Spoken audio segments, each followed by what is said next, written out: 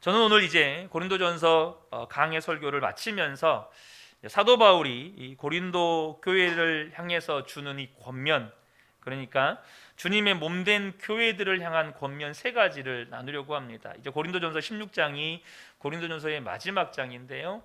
오늘이 이제 고린도전서 강의 마지막 설교가 됩니다. 그 세 가지 권면에 대한 이야기를 나눕니다. 사도 바울이 지금 우리가 쭉 읽어보아서 알겠지만 이 고린도 교회를 향한 마지막 작별 인사입니다. 이제 고린도 전서에서의 작별 인사죠. 그런데 그 안에서 교회를 향한 권면들을 우리가 찾아볼 수 있겠습니다. 크게 세 가지를 나누고 싶은데요. 첫 번째는 뭐냐면 이 교회라고 하는 건 외부 지향적이어야 하고 동시에 상호 의존적이어야 한다는 겁니다. 이 고린도전서 마지막 장인 이 16장을 보면 적어도 5개의 로마의 속주가 나옵니다. 그러니까 로마의 지배하에 있는 우리 한국 개념으로 이야기하면 도, 이렇게 보시면 될 것 같습니다. 1절을 보면 갈라디아가 나오고요. 3절을 보면 유대가 나옵니다. 그러니까 예루살렘이라고 기록이 되어 있는데 유대가 언급이 됩니다. 5절에 보면 마게도냐가 언급이 되고요. 15절에는 아가야가 언급이 됩니다. 그리고 19절에는 오늘날의 터키, 아시아가 언급이 됩니다. 그러니까 사도 바울이 거쳐가는 지역들이 소개가 되는 거예요.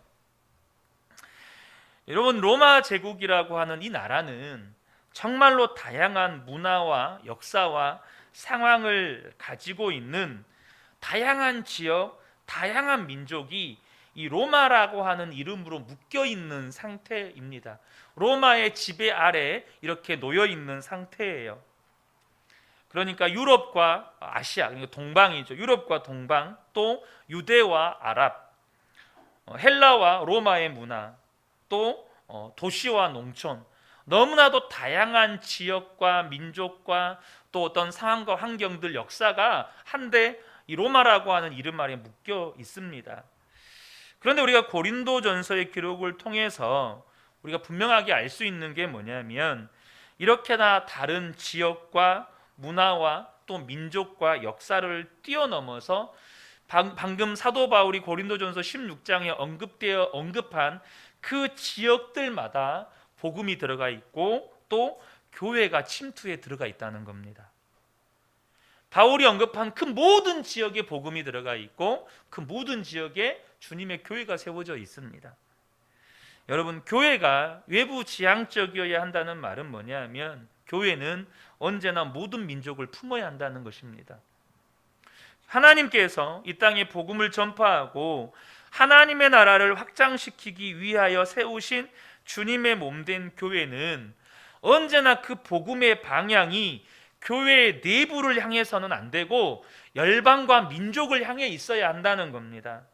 그 이유는 교회의 주인이신 주님이 언제나 그렇게 역사하시기 때문입니다. 복음의 방향이 물론 여러분 교회 안에도 복음이 필요해요. 여전히 교회 안에 복음이 필요합니다. 그러나 우리가 이 복음의 방향성이 언제나 모든 민족을 향해 있어야 한다는 것을 꼭 아셔야 합니다. 사도행전 1장 8절에 성령님이 역사하시는, 성령님이 이끄시는 방향을 명확하게 소개합니다. 오직 성령이 너희에게 임하시면 너희가 권능을 받고 예루살렘과 온 유대와 사마리아와 땅끝까지 이르러 내 증인이 되리라 하시니라. 복음이요, 예루살렘, 나로부터 시작해서 유대와 사마리아와 땅끝으로 점점점 외부를 향해서 모든 민족을 향해서 나아가고 있다는 겁니다. 그것이 성령님께서 복음을 이끌어 가시는 방향이지요. 초대교회 하면 가장 먼저 떠오르는 교회가 두 교회가 있습니다. 첫 번째는 예루살렘 교회이고 두 번째는 안디옥 교회입니다. 예루살렘 교회는 신약 최초의 교회이고 안디옥 교회는 이방인 지역에 세워진 최초의 교회입니다.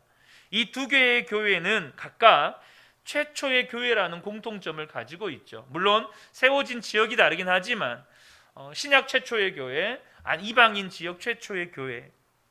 그런데 이 최초의 교회라고 하는 공통점을 제외하면 두 교회는 조금 다른 행보를 보입니다. 가장 뚜렷하게 다른 행보는 두 교회가 가진 복음의 방향성이었습니다. 예루살렘 교회는 유대인들이 주류를 이룬 교회라는 그 한계점 때문인지 철저하게 그 복음이 유대인의 율법과 전통의 틀에 갇히는 행보를 보였습니다.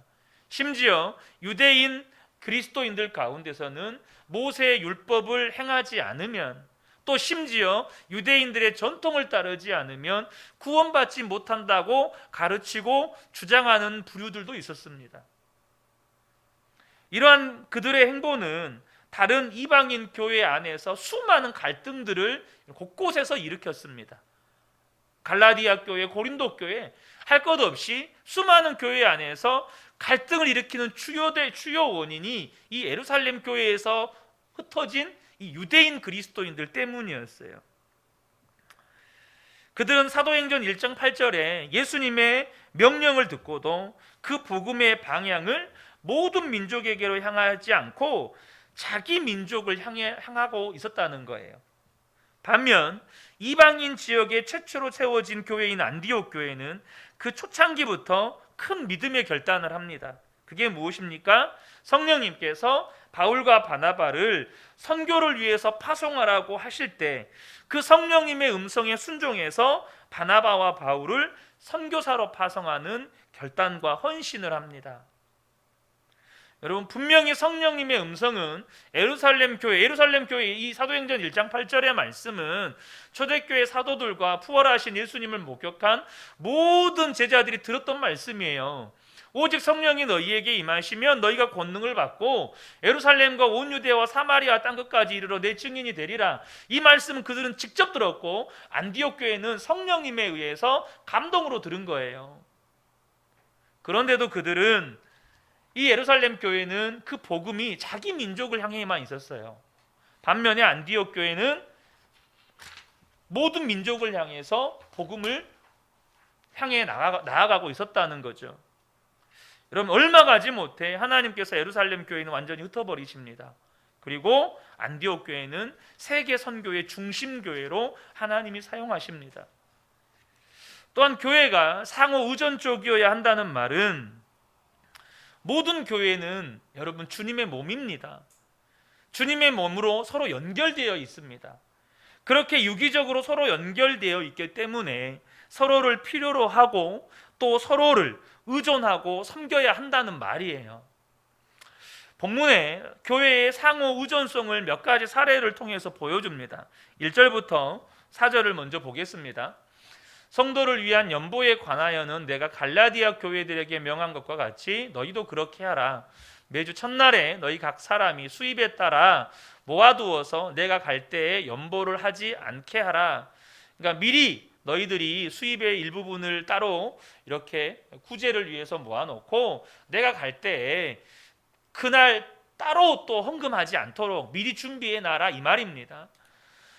내가 이럴 때에 너희가 인정한 사람에게 편지를 주어 너희 은혜를 예루살렘으로 가지고 가게 하리니 만일 나도 가는 것이 합당하면 그들이 나와 함께 가리라. 지금 이 고린도 교회가 예루살렘 교회를 돕기 위한 연보를 준비하라고 사도 바울이 이 고린도 교회 성도들에게 권면하는 겁니다. 여러분, 이 사도 바울은 이미 사도행전 11장에서 아가보에 의해서 예언된 이 심각한 기근의 결과로 이 오랫동안 예루살렘 교회가 매우 궁핍한 상태에 처해 있었습니다. 근데 예루살렘 교회가 어떤 교회입니까? 어찌되었든 복음이 시작된 모교회입니다. 그러니까 바울은 이 예루살렘 교회 성도들의 궁핍함, 예루살렘 교회 성도들의 어려움에 대한 마음의 부담을 늘 가지고 있었던 거예요. 이 기근이라고 하는 자연재해가 예루살렘 교회 성도들에게 심각한 타격을 주었습니다. 이 무엇보다도 예루살렘이라고 한 도시 자체가 농업도시도 아니고 상업도시도 아니에요. 단지 종교의 중심 도시일 뿐이에요. 그러니까 높은 언덕 위에 있는 도시이기 때문에 농사도 지을 수 없고 모든 것을 외부에서 수급을 해야 도시가 돌아갈 수 있는 그런 도시입니다. 그러다 보니까 이 예루살렘 교회가 굉장히 가난한 도시예요. 어떻게 이야기하면 가난한 도시입니다. 그런데 사도 바울이 그가 섬겼던 모든 교회에서 예루살렘 교회 성도들의 필요를 채우는 기회, 또 그들의 어떤 책임, 그들이 함께 이 예루살렘 교회를 섬길 것을 강조하고 있다는 거예요. 비록 복음이 예루살렘 교회로부터 출발이 되었고 분명히 예루살렘 교회가 다른 이방인 교회들의 모교회이긴 하지만 당시 기근으로 말미암아서 만약 이 주변에 있는 이방인 교회들이 예루살렘 교회를 못 본 채 했다면 어쩌면 예루살렘 교회는 그 기근 때문에 흩어졌을랑가도 몰라요. 그 정도로 심각했다는 것입니다. 근데 여러분 지금 무엇을 보여주고 있는 겁니까? 예루살렘 교회의 어려움을 지금 이방인 교회가 담당해주고 있다는 거예요. 예루살렘 교회가 처해 있는 이 물질적 궁핍함을 어떻게 보면 자식 교회들, 영적으로 본다면 자녀된 교회들이 이 모교회의 어려움을 지금 책임져 주고 있는 것입니다. 무엇을 보여주는 겁니까? 지금 이 물질적인 풀을 나누는 것이 그리스도의 몸 안에서 우리가 서로를 의존하고 있다는 것을 보여주는 사례라는 거예요. 특별히 여기서 주목해 볼 것은 여러분, 예루살렘 교회는 당시 성도 수가 2만 명에 육박했다 그래요. 그리고 안디옥 교회는 여러분 잘 아시는 것처럼 그 교회 성도 수가 120명 정도밖에 되지 않았다 그래요. 여러분, 이게 상식적으로 가능합니까? 고린도 교회는요, 그렇게 큰 교회가 아니었어요. 예루살렘 교회와 같이 그런 대형 교회가 아니었다고요. 초대교회에서 예루살렘 교회를 제외하면 대형 교회가 없어요. 우리는 일반적으로 생각할 때 큰 교회가 작은 교회를 섬긴다고 생각을 해요. 큰 교회는 작은 교회를 섬기고 작은 교회는 그 큰 교회로부터 섬김을 받고 그렇게 생각을 합니다. 그런데 여러분 지금 보시면 예루살렘 교회보다 훨씬 더 작은 교회가 오히려 더 큰 모교회를 물질로 섬기고 있다는 거예요. 무엇을 말하는 겁니까? 주님의 몸된 교회는 다 생명체이기 때문에 유기적으로 연결되어 있어요. 교회의 규모의 크고 작음은 여러분 기능의 다름이지 능력의 크고 작음이 아니에요. 그렇기 때문에 규모가 큰 교회도 작은 교회의 도움을 필요로 해요. 여러분 이거 아셔야 돼요. 또한 작은 교회도 큰 교회의 도움을 필요로 해요. 생명은 그렇다는 겁니다. 생명은 그렇다는 거예요. 큰 교회든 작은 교회든 서로를 필요로 한다는 거예요. 물론 서로가 서로를 돕는 모양이 다를 수 있습니다. 서로가 서로를 돕는 여러분 각자의 어떤 방향이 다를 수 있어요. 분명한 것은 서로가 서로를 필요로 한다는 겁니다. 또 교회의 상호 의존성을 보여주는 또 다른 모습이 인적 자원, 그리고 사람을 나누는 거예요. 이게 나눈다는 표현이 조금 좀 적절치 않지만 아마 설명을 드리면 이해가 될 겁니다. 당장 사도 바울은요, 한 교회의 담임 목사로 한 교회를 평생 섬기는 것이 아니고 그가 세운 교회들을 돌보는 순회 사역을 했습니다. 그러니까 예를 들면 안디옥 교회만 사도 바울이 평생 섬긴 게 아니에요. 안디옥 교회, 갈라디아 교회, 고린도 교회, 로마 교회, 에베소 교회, 그 수많은 교회들을 돌면서 순회 사역을 했어요. 그러니까 사도 바울은 한 교회의 담임 목사가 아니었어요. 고린도전서 16장 5절에서 7절입니다. 내가 마게도냐를 지날 터이니 마게도냐를 지난 후에 너희에게 가서 혹 너희와 함께 머물리며 겨울을 지낼 듯도 하니 이는 너희가 나를 내가 갈 곳으로 보내어 주게 하려 함이라. 이제는 지나가는 길에 너희 보기를 원하지 아니하노니 이는 만일 주께서 허락하시면 얼마 동안 너희와 함께 머물기를 바람이라. 지금 사도 바울이 마게도냐에서 섬기고 또 고린도에 가서 머물면서 고린도 교회를 섬기고 지금 이 이야기를 하고 있습니다. 그러니까 사도 바울은 한 교회의 목사가 아니라 사도 바울이 세운 모든 교회의 목사였어요. 지도자였어요. 또 10절과 11절 보면 그러면 고린도 교회를 사도 바울만 섬겼냐? 그렇지 않아요. 10절과 11절 보면 디모데가 이르거든 너희는 조심하여 그로 두려움이 없이 너희 가운데 있게 하라. 이는 그도 나와 같이 주의 일을 힘쓰는 자임이라. 그러므로 누구든지 그를 멸시하지 말고 평안히 보내어 내게 오게 하라. 나는 그가 형제들과 함께 오기를 기다리노라. 지금 뭔 말을 하죠? 고린도 교회 또 디모데가 와서 고린도 교회를 섬기는데, 또 고린도 교회에 디모데는 혼자 오는 게 아니고요, 그 11절 말미에 보면 형제들과 함께 오기를 기다리노라 이렇게 사도 바울이 이야기하거든요. 그러니까 디모데도 혼자 오는 게 아니고 동역자들과 함께 와서 고린도 교회를 섬겼어요. 또 12절에서는 아볼로를 언급하는데요, 아볼로는 고린도 교회가 갓 생겨났을 때 또 고린도 교회를 섬겼던 사람이에요. 그러니까 아볼로파가 형성이 되잖아요.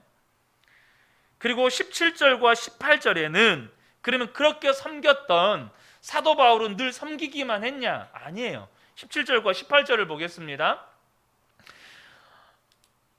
내가 스데바나와 브드나도와 아가이고가 온 것을 기뻐하노니 그들이 너희의 부족한 것을 채웠음이라. 그들이 나와 너희 마음을 시원하게 하였으니 그러므로 너희는 이런 사람들을 알아주라. 그러니까 사도 바울이 섬길 때 혼자서 벅찼어요.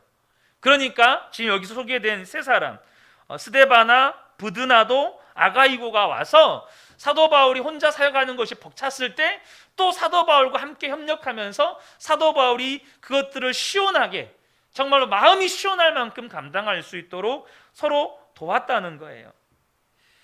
그러니까 여러분, 이 초대교회는요, 이처럼 이 인적 자원을 서로에게 파송하고 그들을 통하여서 서로를 섬기는 일에 거리낌이 없었다는 거예요. 성도를 파송하고 지도자를 파송하고 리더를 파송하고, 그래서 이 교회가 저 교회에 지도자를 파송하고 또 이 교회는 저 교회는 이 교회에 또 다른 지도자들을 서로 파송해주고, 그러면서 서로의 연약함을 이 사역자가 채울 수 있어요. 그 교회의 연약함을 우리 교회에 있는 이 A라는 사역자가 얼마든지 채워줄 수 있습니다. 또 우리 교회의 연약함은 또 저쪽 교회에 있는 또 B라는 사역자가 그것들을 감당할 수 있어요. 하면서 서로가 서로에게 사역자들을 보내주면서 교회를 섬겼다는 거예요. 사도 바울을 비롯해서 초대교회 사역자들은 적어도 주님의 몸된 교회들이 서로가 서로를 필요한다는 사실, 서로가 유기적으로 연결되어 있다는 사실, 이게 신학적으로 설명을 못할지라도 서로가 상호 우전적이라는 것을 분명하게 이해하고 있었고 주님의 몸된 교회를 이해하고 있었어요. 여러분, 한국 개신교가 정말 개교회주의가 굉장히 강해요. 개교회주의가 너무너무 강해요. 그런데 아셔야 돼요, 이것이 이단이 아니고 정말 잘못된 비진리를 붙드는 교회가 아니고 정말 예수 그리스도를 주로 고백하고 예수 그리스도가 반석 되신 교회들은 다 똑같이 주님의 몸된 교회예요.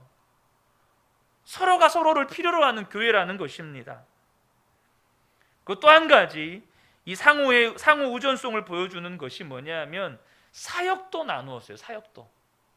이게 무슨 말이냐면 19절에 보면 아굴라와 브리스가 부부가 나옵니다. 아시아 교회들이 너희에게 무난하고 아굴라와 브리스가와 그 집에 있는 교회가 주 안에서 너희에게 간절히 무난하고, 여러분 잘 아시는 것처럼 아굴라와 브리스가 부부는 로마와 에베소 교회와 고린도 이 세 지역에서 굉장히 중요한 역할을 했습니다. 특별히 이들은요, 그들이 가지고 있는 은사, 그러니까 그들이 가지고 있는 직업이 뭐였죠? 천막을 만들어서 여행자들에게 파는 사업을 했습니다. 그런데 이들은 가는 곳마다 이 천막 사업을 통해서 그들이 거처하는 곳을 교회로 세웠던 사람들입니다. 그들이 머물렀던 도시에 이 브리스가와 아굴라 부부 집이 교회가 됐어요. 이 교회에서도 이 사역으로 쓰임받고 저 교회에서도 이 사역으로 쓰임받고 또 저 교회 가서도 이 사역으로 쓰임받고. 여러분, 지금 이게 현대 교회에서는 이게 이해가 안 되는 거예요. 어떻게 우리 교회의 중요한 사역자가 그 교회 가서 또 그 사역을 하고 또 딴 교회 가서 또 그 사역을 하고, 이게 말이 안 되는 거죠. 그런데 여러분 꼭 기억하시면 좋겠습니다. 교회는 생명체입니다. 교회는 서로가 연결되어 있어요.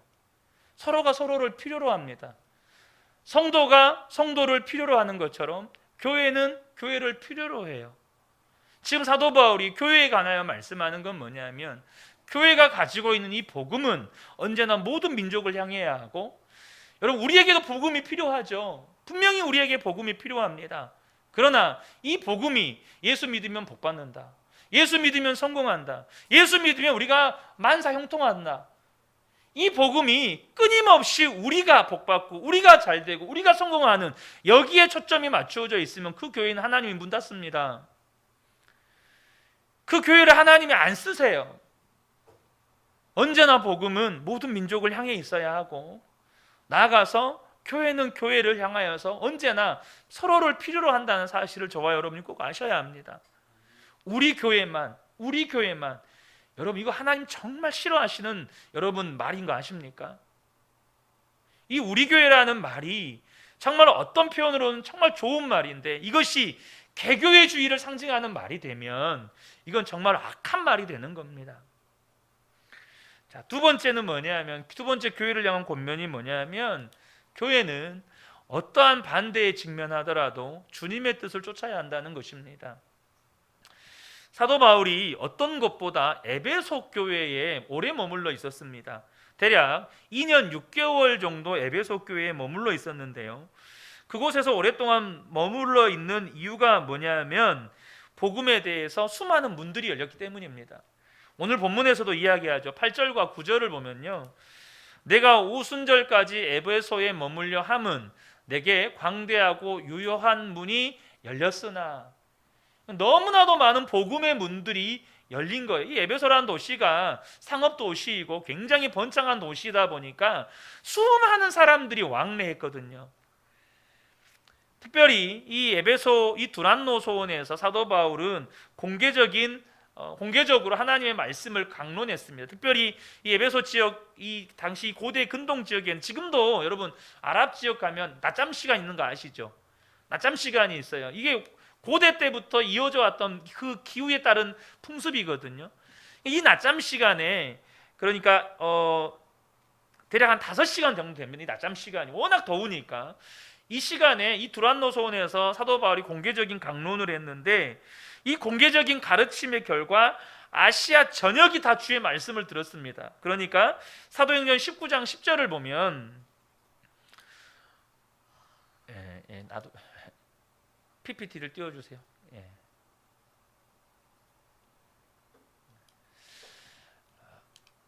이같이 주의 말씀이 힘이, 이게 아니고 두 해 동안 이와 같이 하니 아시아에 사는 자는 유대인이나 헬라인이나 다 주의 말씀을 듣더라. 그러니까 2년 6개월 동안 계속해서 말씀을 가르쳤더니 그곳에 앙래했던 수많은 아시아 사람들, 유대인이 됐든 헬라인이 됐든 이 아시아를 이 주로 무대로 살아가고 있는 사람, 너무나 많은 사람들에게 복음의 문이 열렸더라는 거예요. 누가는 에베소서에 일어난 일을 보고 이렇게 기록을 합니다. 이와 같이 주의 말씀이 힘이 있어 흥왕하여 세력을 얻으니라. 그렇게 복음이 강력하게 이렇게 퍼져 나갔어요. 그런데 이렇게 수많은 복음의 문이 열리고 주의 말씀이 흥왕하여 세력을 얻을 때 사도 바울의 사역의 이 길이 탄탄대로였던 게 아니라는 사실입니다. 방금 앞서도 읽었지만 이 8절, 9절 하반절에 보면 광대하고 유효한 문이 열렸으나 대적하는 자가 많음이라 이렇게 기록하고 있어요. 그러니까 수많은 복음의 문이 열린 만큼 너무나도 많은 대적자들이 일어났다는 거예요. 사도 바울이 에베소에서 있었던 일들을 회상하면서 이렇게 말을 합니다. 사도행전 20장 18절과 19절인데요. 아시아에 들어온 첫날부터 지금까지 내가 항상 여러분 가운데에서 어떻게 행하였는지를 여러분도 아는 바니 곧 모든 겸손과 눈물이며 유대인의 관계로 말미암아 당한 시험을 참고 주를 섬긴 것과, 그러니까 에베소에서 있었던 일들을 회상할 때 유대인들의 관계로 말미암아 당한 시험을 참으면서 주님을 섬겼다는 거예요. 수많은 대적자들의 반대에 부딪히면서도 주님을 섬겼다는 거예요. 가장 먼저 사도 바울이 부딪혔던 이 반대 세력은 누구였냐면, 직접적으로 마귀의 손과 발이 되어서 마귀에게 쓰임 받는 세력들, 사도행전 19장에 보면 이 마술을 하는 사람들이었어요. 사도 바울이 복음 전하고 또 병자를 위해서 기도할 때 귀신도 떠나가고 막 병들이 나으니까 이 마술을 행하는 자들도 막 자기들도 예수의 이름으로 막 귀신 쫓아내다가 막 부끄러움 당하는 일들이 있죠. 스게와의 아들들. 이런 마술을 행하는 사람들이 당장 복음을 전하는 사도 바울을 공격했었어요. 근데 결국 어떻게 됩니까? 19절을 보면요, 또 마술을 행하던 많은 사람이 그 책을 모아가지고 와서 모든 사람 앞에서 불사르니 그 책값을 계산한즉 은 5만이나 되었더라. 결국 그들은 자기들의 책을 다 불 속에 집어던집니다. 이들만이 아니죠. 또 다른 반대가 누구냐면 이 데메드리오가 이끄는 은장색, 그러니까 은으로 우상을 만드는 이 직공이라고 해야 되나, 하여튼 이 기술자들, 이 기술자들의 조합이 있어요. 복음이 강력하게 전파가 되니까 수많은 사람들이 이제 우상을 버립니다. 집에 있는 우상들을 다 가지고 갖다 버려버려요. 그러니까 이제 이 은으로 우상을 만들어서 아데미 신상을 만들어서 팔던 이 사람들이 장사가 안 돼요.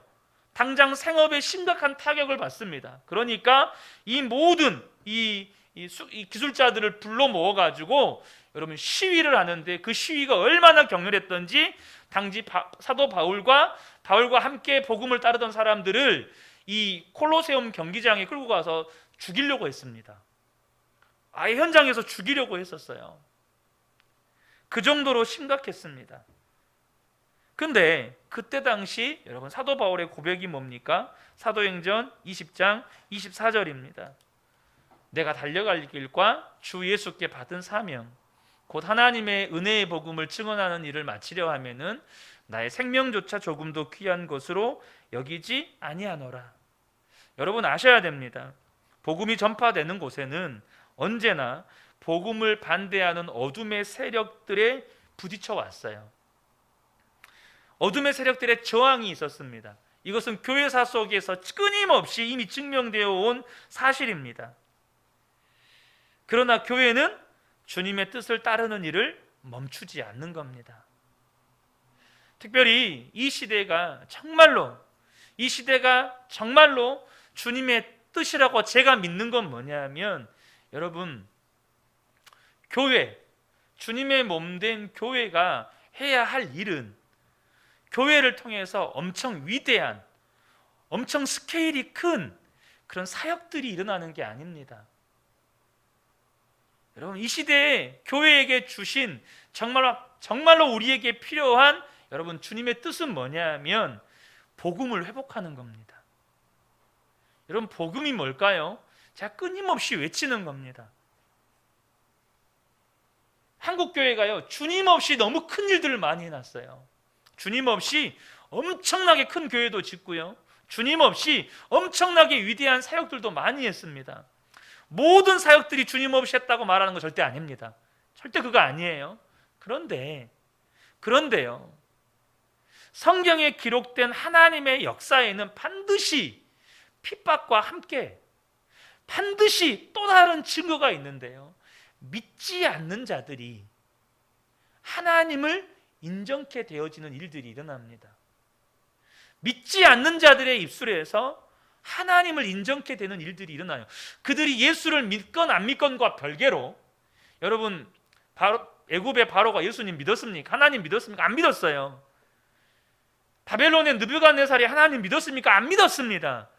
그럼에도 불구하고 그들은 하나님을 인정할 수밖에 없었습니다. 여러분 블레셋의 아비멜렉이 이삭을 찾아와서 또 아브라함을 찾아와서 하나님을 인정했어요. 하나님을 인정할 수밖에 없었어요. 그들은 하나님 믿지 않았어요. 그러나 아브라함과 이삭을 통해서 드러난 하나님의 영광을 보고 한 나라가 겁을 먹었습니다.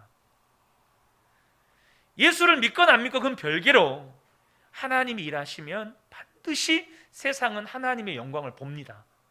이게 뚜렷한 증거였어요. 그런데 지금은 온통 교회를 향한 욕설과 비난과 조롱이 세상을 가득 채우고 있습니다. 교회는 너무나도 화려해졌고 목회자들의 어떤 사회적인 어떤 수준들, 그가 가지고 있는 학력, 지식, 어떤 세련됨, 이런 것들은 너무나도 화려해졌는데 하나님의 영광이 나타나질 않아요. 여러분, 교회는 이 시대에 하나님께서 정말로 주님의 몸된 교회에게 주시는, 주님이 이 교회가 정말로 간절하게 붙잡아야 할 주님의 뜻은 뭐냐 하면 복음을 회복하는 거예요. 복음이 뭐죠? 다른 거 아닙니다. 주님이 우리와 함께 계십니다. 주님이 나와 함께 계세요. 이 시대에 너무나도 많은 성도들이 주님 없이 생각하고 주님 없이 말하고 주님 없이 살아요. 주님과 상관없이 살아요. 그리고 이야기합니다. 예수님께서 십자가에서 나의 죄를 위해서 죽으셨다고는 다 이야기해요. 그거 다 이야기합니다. 근데 여전히 주님 없이 삽니다. 그 증거가 뭡니까? 여전히 은밀한 죄의 문제가 해결이 안 돼요. 여전히 옛사람의 습관의 문제가 해결이 안 돼요. 십자가 복음이 아무도 없는 곳에서는 아무런 능력이 없어요. 십자가 복음이 옛사람의 그 나쁜 습관 앞에서는 아무런 능력이 없어요. 왜 그렇죠? 주님이 나와 함께 계시는 게 안 믿어져요. 2000년 전에 주님이 십자가에서 죽으실 때 내 죄를 대속하셨다는 건 믿는데 그 주님이 지금 살아 계셔서 나와 함께 계시다는 건 안 믿어져요. 그러니까 주님과 상관없이 내 마음대로 말하고 내 마음대로 생각하고 내 마음대로 행동하고 내가 하고 싶은 거 하고 살아요. 그리고 나서 사람들에게 이야기하죠. 하나님이 하셨습니다. 뭐가 하나님이 하셨습니까? 도대체 뭐를 하나님이 하셨어요? 사랑하는 성도 여러분, 심지어 저는 이용희 선교사님이 이 십자가 복음에 대한 메시지를 전할 때 종종 듣는 이야기 중에 하나가 뭐냐면 이용희 선교사님을 이단이라고 하시는 분들 계세요. 왠지 아세요? 예수 믿으면 죄 안 짓는다. 어떻게 죄를 안 지을 수 있냐? 그거 거짓말이다. 그것 때문에 이단이라고 한 거예요. 왜냐하면 그렇게 이단이라고 말하는 정작 당사자는 그렇게 못 사니까. 주님이 나와 함께 계시는 게 믿어지면, 여러분, 우리가요, 이사야가 하나님의 영광을 보았을 때 어떻게 죄를 지을 수 있죠? 어떻게 죄를 지을 수 있죠? 모세가 하나님의 영광을 보았을 때 죄가 털끝만큼이라도 생각이나 났을까요? 여러분, 그 생각 속에, 죄는 생각 속에조차도 틈을 탈 수가 없어요. 근데 그 모세가 하나님의 영광을 본 것보다 더 놀라운 게 예수님이 우리 안에 계심입니다. 이것을 믿으셔야 돼요. 시간이 많이 졌지만 마지막으로 한 가지만 더 나누겠습니다.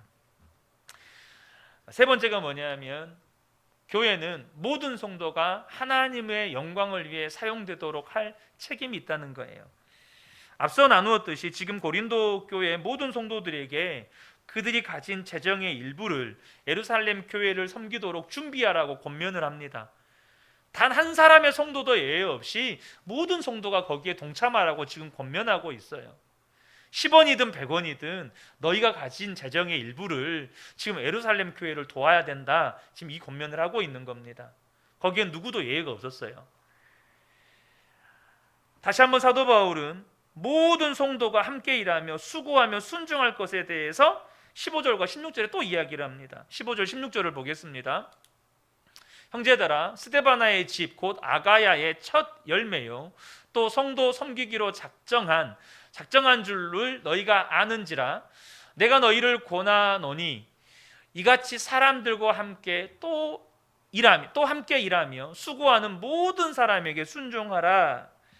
지금 사도 바울이 지금 스데바나의 집 사람들과 함께 일하고 수고하고 모든 사람에게 순종하라라고 이야기하면서 이 스데바나의 집을 언급합니다. 지금 스데바나의 집은 온 집 사람들이, 친척, 하인들, 또 어린아이부터 노년에 이르는 모든 대가족이 성도를 섬기기로 작정을 합니다. 교회를 섬기기로 작정을 해요. 여러분, 우리는요, 어떤 특별한 교육이나 훈련, 그런 훈련을 받은 사람, 혹은 어느 정도의 명철함과 또 즉석에서 생각하고 말할 수 있는 어떤 일반적인 능력을 가진 사람, 혹은 세상적인 리더십 기준에 맞는 사람들이 사역이나 봉사를 할 수 있고 또 하나님께 쓰임을 받을 수 있다고 생각을 합니다.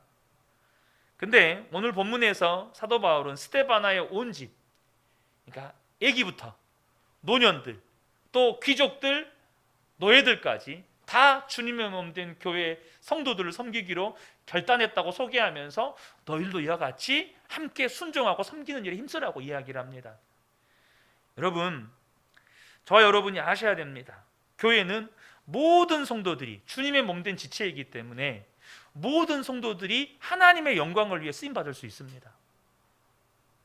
모든 성도가 하나님의 영광을 위해 쓰임받아야 그게 정상입니다. 여러분, 우리 몸에 기능을 하고 있지 못하는 몸의 지체가 있다면 그건 장애잖아요. 마찬가지로 교회 가운데 주님의 영광을 위해 쓰임받지 못하고 있는 성도가 있다면 그 교회는 뭔가 지금 장애를 갖고 있는 겁니다. 우리가 어린아이는 하나님께 쓰임받을 수 없다, 이런 생각하십니까? 시편 8편 2절을 보면 이렇게 말씀합니다. 주의 대적으로 말미암아 어린아이들과 젖먹이들의 입으로 권능을 세우시며, 하나님께서 어린아이와 젖먹이들을 통하여서도 주님의 권능을 드러내십니다. 주님의 권능을 드러내세요. 사랑하는 성도 여러분, 모든 성도, 또 모든 가정, 모든 사람은 하나님의 자원입니다. 이 말은 어떤 성도도 하나님의 영광을 위해 쓰임받을 수 있다는 거예요. 저는 우리 그은혜교회 모든 성도님들이 하나님의 영광의 도구로 쓰임받기를 소망합니다. 사도 바울이 로마서에 말씀하신 것처럼 저와 여러분의 삶이, 저와 여러분의 모든 육체마저도 의의 병기로 드려지는 은혜가 있기를 축복합니다. 여러분, 우리 교회에서 지금 제일 어린 애가 우리 애령이죠. 애령이도 주님의 영광을 위해 쓰임받을 수 있습니다. 우리 교회 제일 연세가 많으신 분이 조소님 집사님이잖아요. 주님의 영광을 위해 쓰임받을 수 있습니다. 하나님이 하실 수 있어요. 교회는 모든 성도가 주님의 영광을 위해 쓰임받도록 책임져 줘야 된다는 거예요. 이를 위해서 저와 여러분이 함께 기도해 가고 또 주님의 몸된 교회를 함께 세워가는 일에 부르심을 받았다는 것을 꼭 기억하셨으면 좋겠습니다. 말씀을 맺겠습니다. 사도 바울이 세 가지 권면을 교회를 향해서 합니다. 교회는요, 언제나 복음이 모든 민족을 향해 있어야 돼요. 교회는 서로가 서로를 필요로 하는 상호 의존적인 존재예요. 두 번째가 어떤 반대에 직면하더라도 교회는 주님의 뜻을 따르는 일을 포기하면 안 돼요. 끝으로 교회는 모든 성도가 하나님의 영광의 도구로 쓰임받는 일에 책임져야 된다는 거죠. 우리 그은혜 교회가 이 시대에 비록 작고 연약하고 믿음이 부족해 보일지라도 그렇게 하나님이 세우시는 교회, 주님의 몸된 교회로 세워져 가기를 다시 한번 주님의 이름으로 축복합니다. 아멘. 우리 함께 기도하겠습니다.